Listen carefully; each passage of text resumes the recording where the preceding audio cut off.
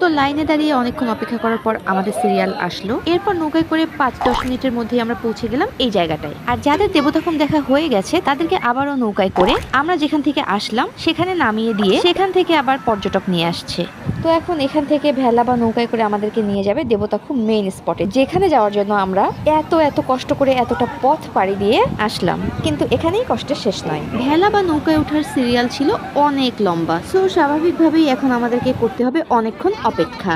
চলেন আপনাদেরকে দেখাই কত মানুষ অলরেডি সিরিয়ালে অপেক্ষা করছে। তো বুঝতেই পারছেন ঈদের ছুটি, পুজোর ছুটি, এসব গভর্নমেন্ট হলিডেতে আসলে কি অবস্থা হয়। তাই চেষ্টা করবেন এসব বন্ধের সময়ে না এসে অন্য কোনো সময় এসে ঘুরে যেতে। তবে এই জায়গাটাও খুব সুন্দর ছিল, এত বেশি গরম না থাকলে হয়তো এতটা বিরক্ত লাগতো না অপেক্ষা করতে। আর হ্যাঁ, এখানে কিন্তু একটা খাবারের দোকানও ছিল, যেখান থেকে আমরা বিস্কিট, ড্রাই কেক, পানি এসব কিনে খেয়েছি। এছাড়াও ইনস্ট্যান্ট কাপ নুডলস, চা এসবও ছিল, কিন্তু কোনো কিছুই আসলে তখন রেকর্ড করা হয়নি। আর অপেক্ষা করতে করতে আমার অবস্থা দেখেন। এই সময়টায় অনেকেই কিন্তু পানিতে নেমে চিল করছিল, আবার অনেকে পাথরে বসে পানিতে পা ডুবিয়েছিল।